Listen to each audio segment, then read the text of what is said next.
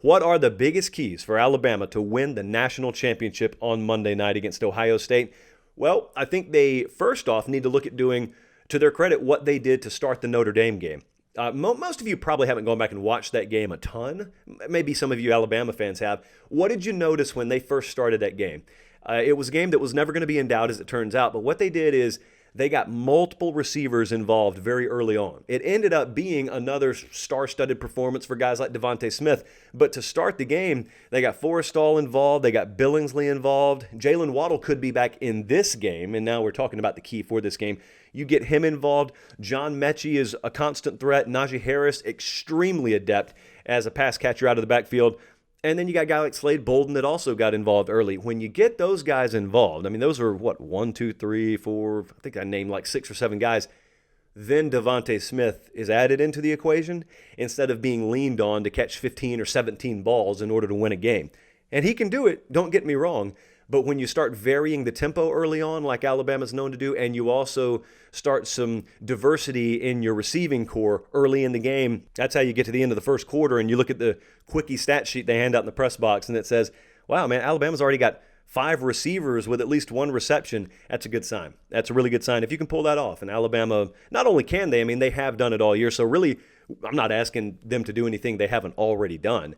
Second thing on defense for Alabama, they need to affect Justin Fields, which is a very generic statement, and it's what you want to do in every game anyway. There is a specific reason in this game, and if you're trying to look at matchups, you're trying to find an edge. Statistically, you're trying to find an edge. It's not in standard downs. In standard downs, in other words, when things are happening the way they're supposed to and the down and distance looks like it's supposed to, there's not a huge quarterback edge one way or the other here on standard downs.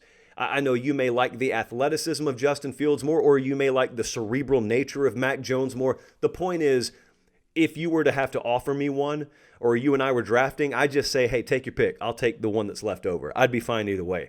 However, there is one area, as I've talked about already in this show, there is one gap, and that is pressure downs. QBR on pressure downs. When there is actual pressure applied, Mac Jones is still fine. I mean, he's one of the best in the country on standard. He is the best in the country as far as I've seen, and the numbers back it up when pressured. Justin Fields has not been that this year. And so how many times can you make him feel you? Just impacting or pressuring the quarterback, that's really all you need. Because, I mean, a lot of times folks will look at a stat sheet and they'll think, well, how many sacks did you have? That's really indicative of how much pressure you got. Well, let me ask you something.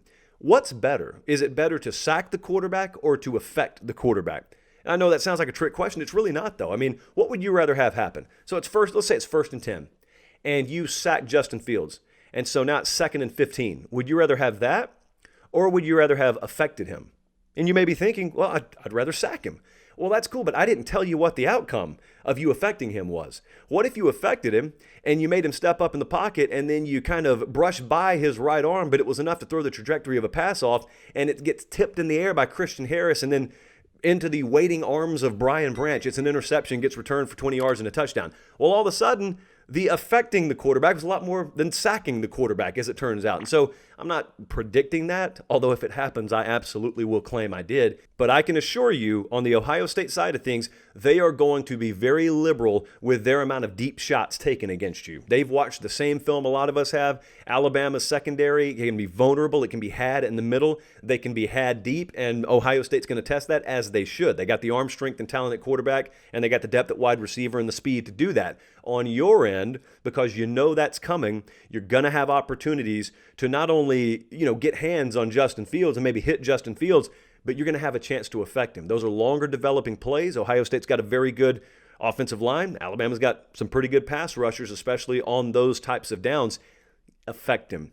Affect him, and you force maybe errant throws, or you at least force throws to be made in a tighter window where you up your percentage, maybe even just 3 or 4% on a given play of forcing a turnover. And when you score like Alabama scores, it doesn't take a lot of it. If you can just steal one possession on your end through affecting the quarterback, that could be all it takes. And that's not even to talk about the potential, I won't say injury risk. I mean, whatever's happening with Justin Fields is happening, but you got to find out what he's got early in the game. Find out, a play breaks down.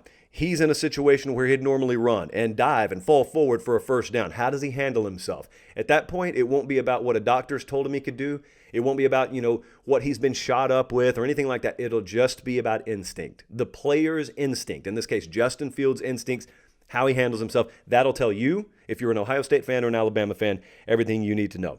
Third thing for Alabama, big key here, they got to let their horses run. And I don't have any concern about them doing that. But sometimes I've watched in national championship games in the past, it's always boggled my mind.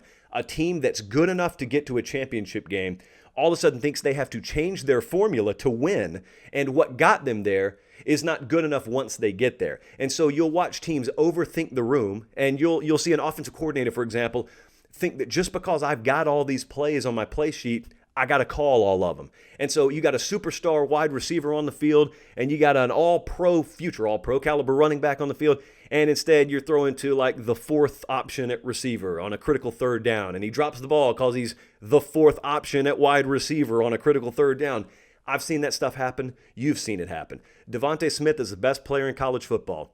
Let him run. Najee Harris is the best running back in college football. Let him run. Jaleel Billingsley is a freak of an athlete at tight end. Reminds me a lot of what O.J. Howard did in a championship setting several years back against Clemson, actually 2 years in a row against Clemson. Could have Billingsley do the exact same thing here. I mean, it wouldn't surprise me if we looked up, and that's a guy who had 4 receptions for 170 yards because there's so many guys you have to defend that someone like him could leak free. Let the horses run. If Alabama does that, I'd feel very comfortable in just knowing because they let their best players win their game, they ended up winning their game. And let me tell you, when you've got a talent roster as deep as really both of these teams do, I'm not selling Ohio State short at all. I follow recruiting just like you guys do. I know good and well how good they are. The beauty of it is when you get to this level, and there are only a few teams at this level, when you get to this level, some people can overcomplicate things, and it certainly is a complex game, but really you could break it down like I just did.